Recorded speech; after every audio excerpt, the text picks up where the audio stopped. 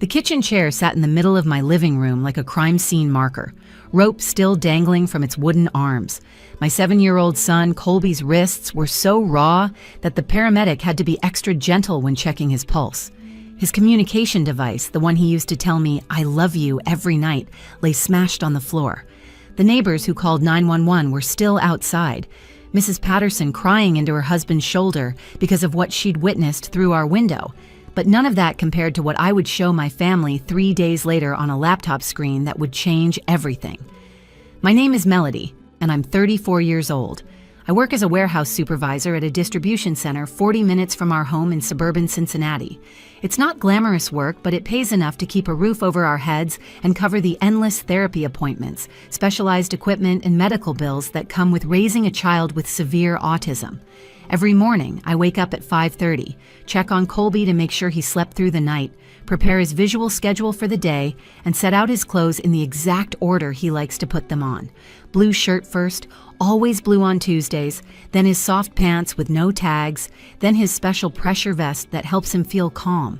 Colby is my entire world. He doesn't speak with words, but he speaks with his hands, his eyes, and his gentle humming when he's happy. He was diagnosed with nonverbal autism when he was 3, right around the time his father, Dennis, decided that having a broken son was too much for him to handle. Those were his actual words. "I can't raise a broken child, Melody." He moved to Phoenix and sends child support checks that barely cover Colby's occupational therapy. The woman who would eventually hurt my son in ways I couldn't imagine? That was Francine, Dennis's mother, my former mother-in-law. At 58, she had the appearance of a respectable grandmother, silver hair always perfectly styled, cardigans from Talbot's, and a smile that church friends called warm, but I'd learned to recognize as calculating. She'd worked for 30 years as a school administrator, the kind who pride themselves on never having a student step out of line. She retired early with full benefits and a philosophy about children that should have been my first warning sign. There's no such thing as a bad child, only weak parents. When she first offered to watch Colby, I was desperate. The specialized daycare had a 2-year waiting list, and I was paying $19 an hour for a caregiver who kept canceling last minute. My savings were disappearing faster than I could replenish them. My own parents, Paulette and Jerome, lived 2 hours away in Columbus and both still worked full-time. My brother Wade was a lawyer downtown but worked 80-hour weeks, and my sister Simone was a healthcare administrator juggling her own 3 kids. "Melody, dear," Francine had said, showing up at my door on a Sunday morning with a container of homemade cookies Colby couldn't eat because of his dietary restrictions. "I know we've had our differences, but that boy is my blood. My grandson deserves better than strangers who don't love him."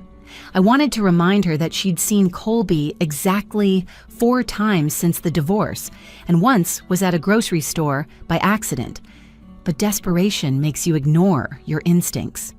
"Francine, Colby requires very specific care," I explained.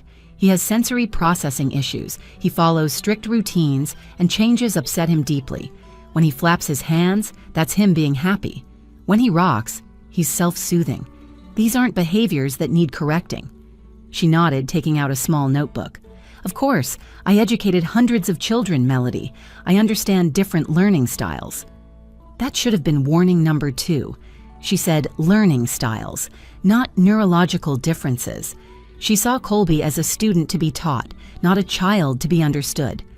The day I finally agreed to let her watch him, Colby had been up all night with sensory overload from 4th of July fireworks. I was exhausted, on the verge of losing my job from missed days, and she stood in my doorway looking like Salvation in a purple cardigan. "You're drowning, dear," she said, not unkindly. "Let me help, Monday through Friday, 7:30 to 5:30. No charge. Family helps family." I said yes. 3 months later, I would be showing a room full of that same family hidden camera footage that would send Francine to criminal court and destroy the image everyone had of the respectable grandmother who just wanted to help. But that Tuesday afternoon, when the ambulance pulled away with my son, I only knew one thing. The person I'd trusted most had been the one to hurt him worst. Life as a single mother meant mastering 1,000 small rituals that held our world together. Every morning started the same way.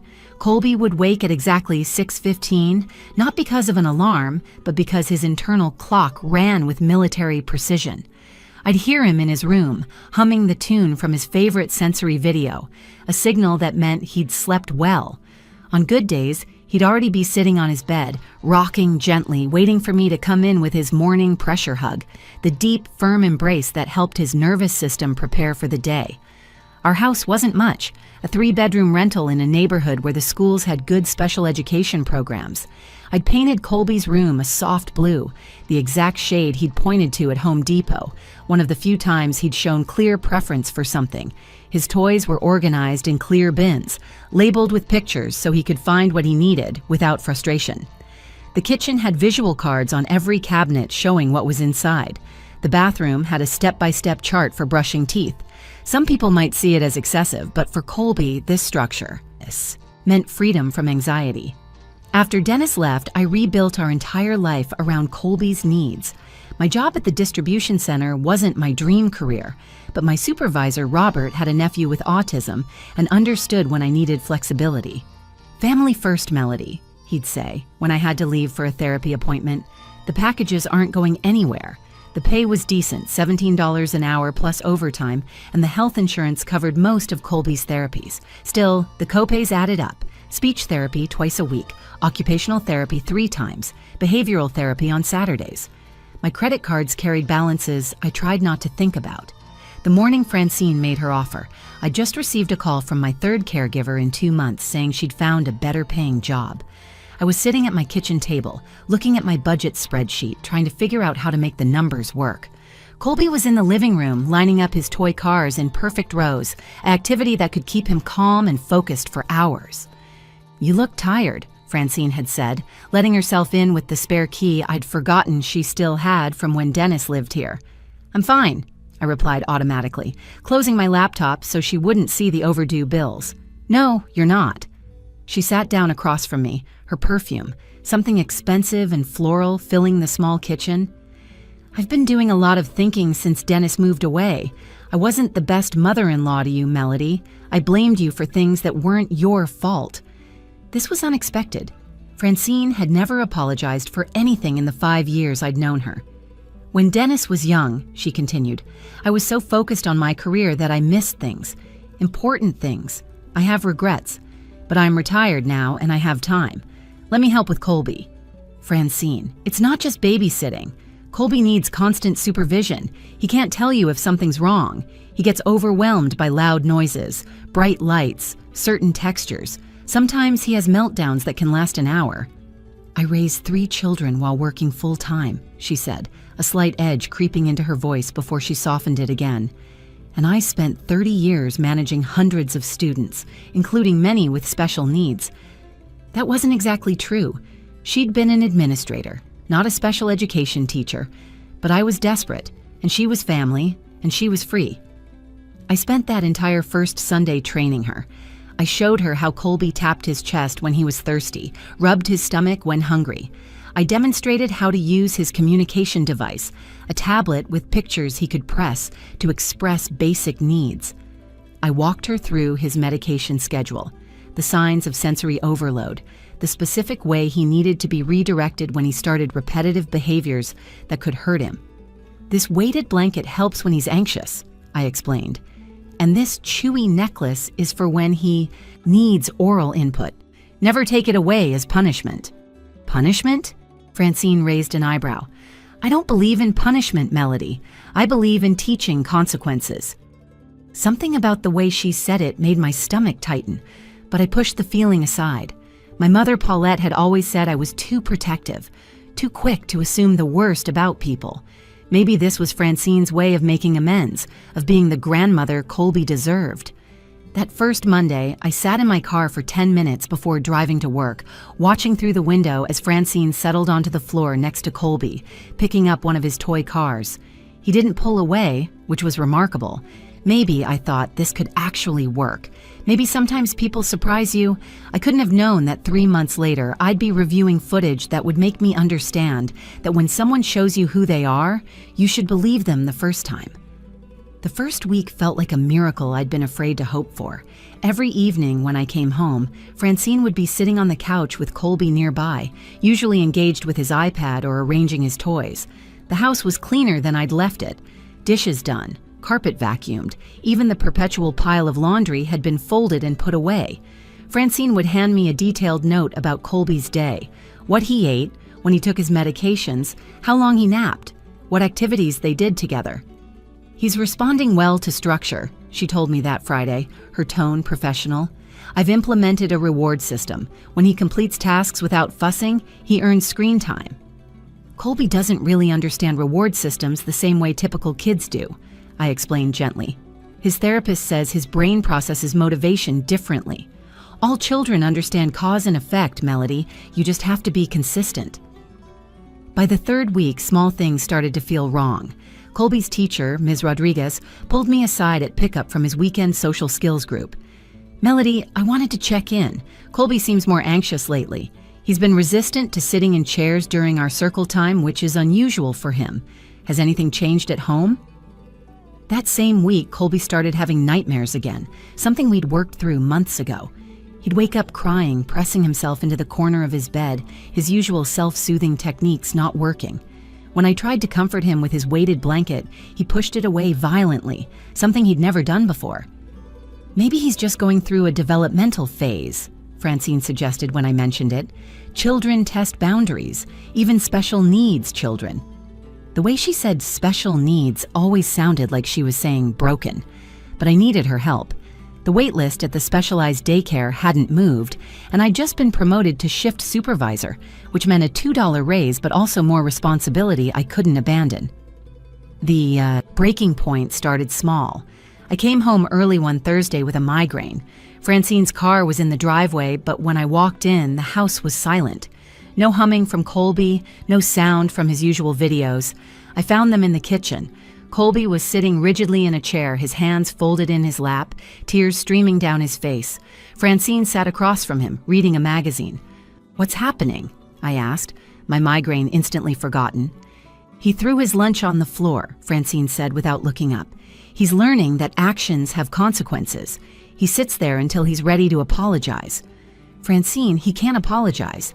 He's nonverbal, and he didn't throw it on purpose. Sometimes his motor control slips." She finally looked at me, and there was something cold in her eyes I'd never noticed before. "He's more capable than you think, Melody. Your low expectations are holding him back." I let Colby out of the chair immediately. He ran to his room and hid under his weighted blanket, something he did when overwhelmed. It took 2 hours to calm him down enough to eat dinner. "I don't think this is working," I told Francine the next morning. "Give it time," she insisted. "Change is hard, but he's learning. Yesterday, he sat quietly for a full hour while I did my crossword. That's progress." That should have been my final warning. Colby never sat quietly unless something was wrong. His natural state was movement, humming, engaging with his environment in his own way. Quiet meant shutdown. Quiet meant distress. I installed the camera that weekend, hiding it inside a decorative plant holder that gave a clear view of the living room and kitchen. I told myself it was just for peace of mind, to see how Colby spent his days. I even mentioned it to Francine, framing it as a safety measure. "Smart idea," she said. "You can see how well behaved he is when you're not here to baby him." The next 2 weeks, I checked the footage sporadically. Most of what I saw seemed normal, though I noticed Francine spent a lot of time on her phone while Colby sat alone. But it wasn't neglect exactly. He had his toys, his tablet, his snacks within reach. Then came the call from Ms. Harding, his behavioral therapist. "Melody, I'm concerned. Colby's showing signs of trauma response. He's become fearful of restraint, which is unusual because he normally finds deep pressure calming. Has anyone been holding him down? Maybe during a meltdown?" "No," I said, but my stomach was already churning. "Let me check something." That night, after Colby was asleep, I reviewed a full day's footage from earlier that week. What I saw made me sick, but I kept watching, downloading everything, because I knew I'd need proof for what was coming next. The woman I'd trusted wasn't just strict or old-fashioned. She was systematically traumatizing my child, and she'd been doing it with a smile. Tuesday started like any other morning. Colby had eaten his breakfast. 2. Pieces of toast cut into perfect squares with peanut butter spread evenly to the edges, exactly how he needed it. Francine arrived at 7:30 sharp, wearing her usual cardigan and pearls, carrying her crossword puzzle book and reading glasses. I kissed Colby goodbye, noted his slight resistance to my leaving, but pushed through it because I had a mandatory meeting with corporate that morning. "Have a good day, sweet boy," I said, using our routine farewell. He didn't respond, just continued arranging his toy cars in a color pattern only he understood. The meeting was about new efficiency protocols, the kind of corporate nonsense that required attendance, but not attention. I was taking notes when my phone started vibrating. One call, then another, text messages flooding in. I silenced it, planning to check at the break. But then my brother Wade called 3 times in a row, and I knew something was terribly wrong. I stepped out into the hallway and listened to the first voicemail from Mrs. Patterson, my 60-year-old neighbor who'd lived next door for 15 years. Her voice was shaking. "Melody, honey, I'm so sorry to call you at work, but something's not right. I can hear Colby screaming from inside my house with the windows closed. It's been going on for over an hour. Not crying, screaming, like he's in pain. I knocked on your door, but no one answered. I'm calling 911. Please come home." The drive home was 23 minutes.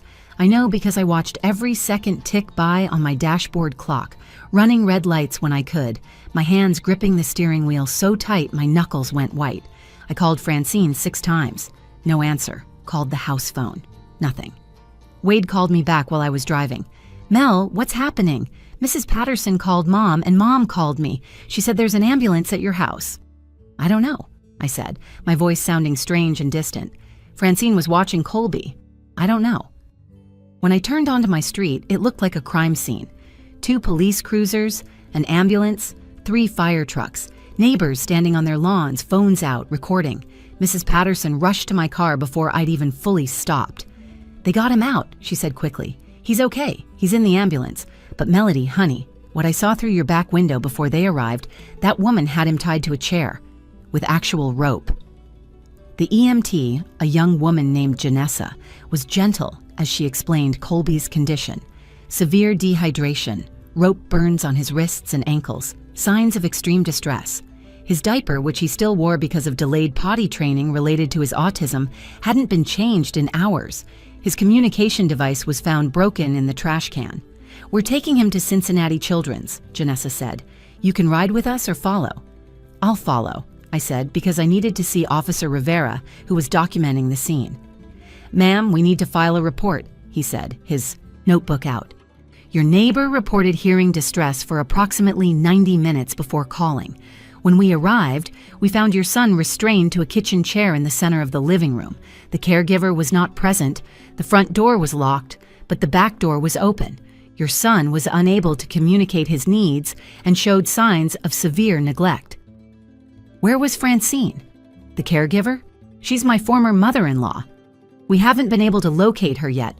Does she have a history of this kind of behavior?" My phone rang. It was Francine, finally. I put it on speaker so Officer Rivera could hear. "Melody, I had an emergency. My sister Beatrice fell and I had to rush to help her. I'm sure Colby is fine. He was napping when I left." "He was tied to a chair, Francine. The police found him tied to a chair." Silence for 3 seconds, then her voice changed, became harder. "He was having one of his fits, throwing things, hitting himself. I was protecting him from himself. It's a standard restraint technique." "For how long did you leave him?" "I don't appreciate your tone, Melody. That boy is uncontrollable without proper boundaries. I did what was necessary." Officer Rivera motioned for me to keep her talking while he signaled to another officer. "Francine, there's camera footage of everything you've done." She hung up immediately. That evening, after spending 4 hours at the hospital where doctors documented Colby's injuries and dehydration, I sat in my mother's kitchen while Colby slept safely in the guest room with my father watching over him. I pulled out my laptop and began downloading every minute of footage from the past month. What I found was worse than a moment of lost control. It was a pattern of escalating abuse disguised as discipline. I called Wade. "I need you to set up a family meeting. Everyone, tomorrow night." "Mel, what are we going to do?" "We're going to watch what she did to my son. and then we're going to make sure she never does it to another child again.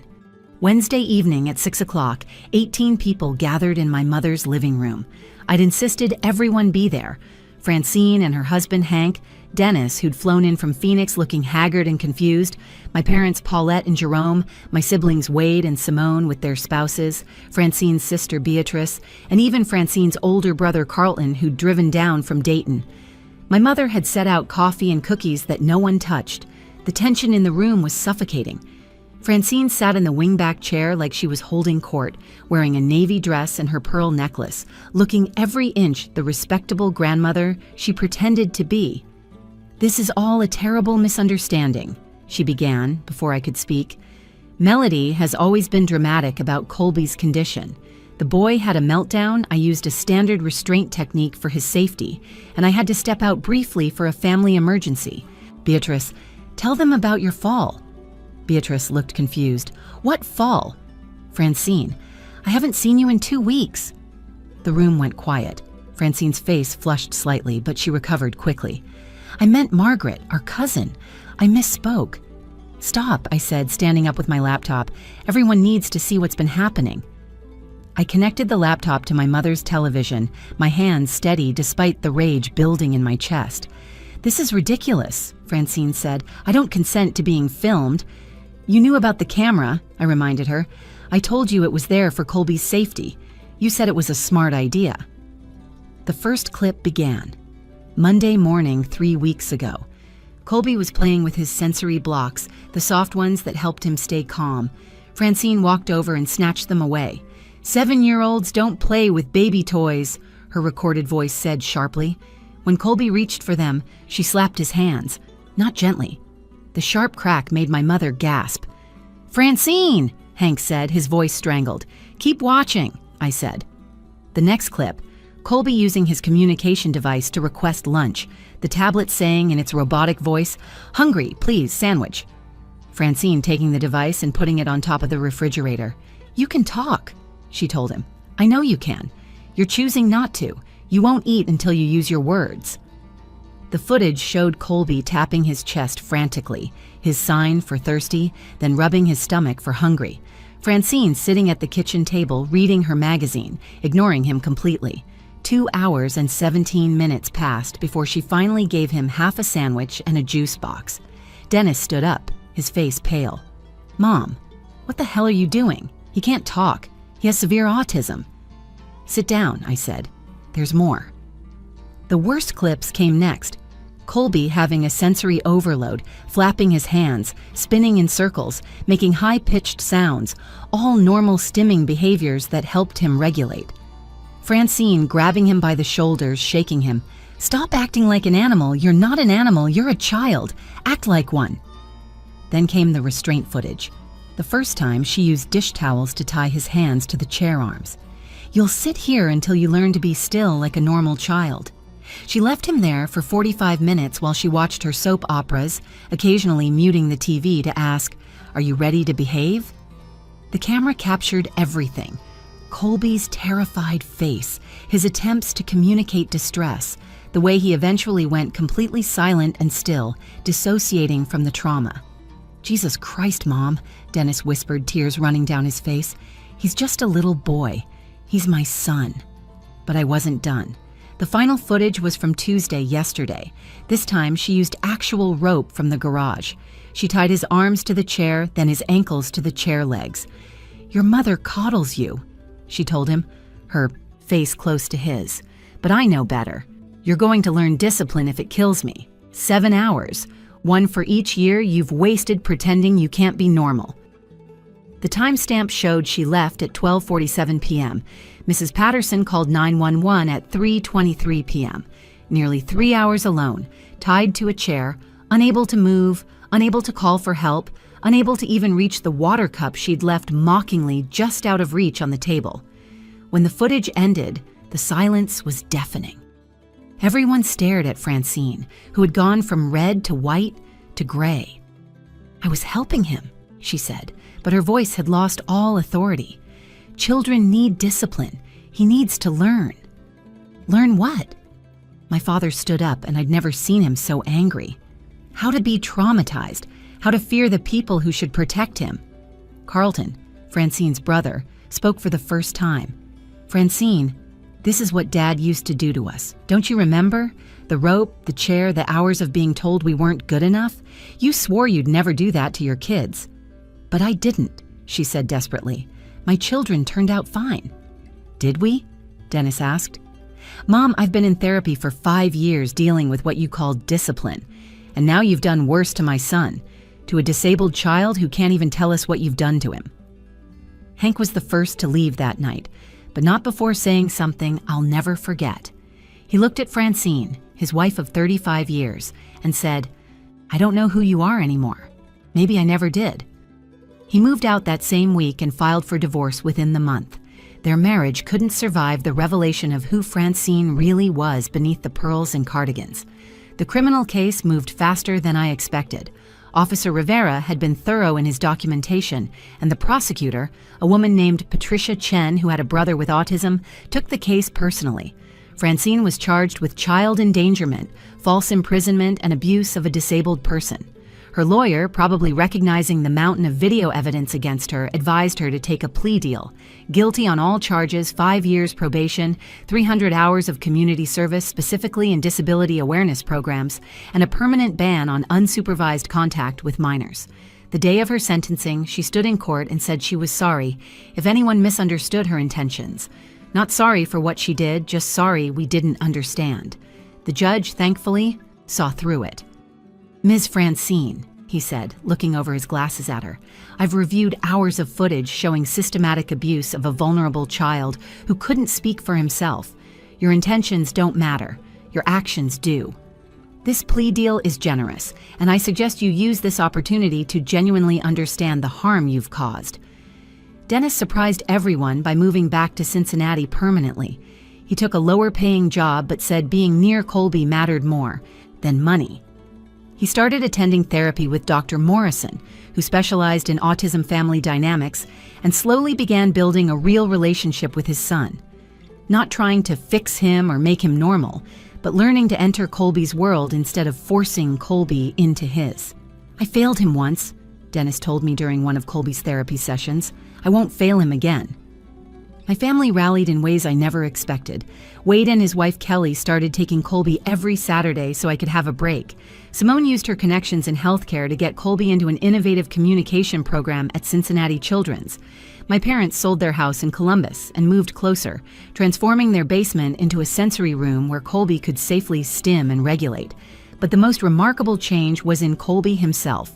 The trauma was real, and it took months of specialized therapy to address it. Dr. Patel, his trauma therapist, explained that even non-verbal children internalize abuse, sometimes more deeply because they can't verbally process it. We had to rebuild his sense of safety from the ground up. 6 months after that terrible Tuesday, Colby did something extraordinary. Using his new communication device, a more advanced tablet with predictive text, he typed out a full sentence during family dinner. "Grandma Paulette and Grandpa Jerome make me happy. Francine made me scared. I am safe now." We all cried. Even Wade, who prides himself on being stoic, had to leave the table to compose himself. I learned something vital through this nightmare. Trust your instincts. Every red flag I ignored, every uncomfortable feeling I pushed aside, was my intuition trying to protect my son. I'd let desperation override my judgment, and Colby paid the price. Now I know that no help is better than harmful help, and that family ties don't guarantee good intentions. I also learned about the power of truth. That camera footage, as horrible as it was to watch, gave Colby a voice when his own was stolen. It showed our family who Francine really was, stripping away decades of careful image management. It protected other children from her because the court records are public, and several parents from her former school have reached out to me with their own stories of her discipline. Today, 2 years later, Colby is thriving in a specialized school where difference is celebrated, not punished. He uses his communication device fluently, has friends who understand him, and most importantly, knows he's loved exactly as he is. He still doesn't speak with his voice, but he doesn't need to. He has 100 other ways to tell us what's in his heart. Francine lives alone in a small apartment now, estranged from almost everyone. She sends letters sometimes, still insisting she was trying to help, still believing that forcing normalcy on a child is love. I throw them away unopened. Some people never learn that love isn't about making someone fit your expectations. It's about meeting them where they are and helping them flourish as themselves. My son was tied to a chair by someone who claimed to love him, left alone and afraid, unable to cry for help. But he survived. We survived. And our story became a testimony to the truth that every child, regardless of ability, deserves dignity, respect, and genuine love. If you found value in hearing our story, please like this video and share it with others who might need to hear it. Your comments and experiences matter to this community we're building. And don't forget to subscribe to the channel for more real stories that shed light on what happens when we stand up for those who cannot stand up for themselves. Thank you for listening to our journey.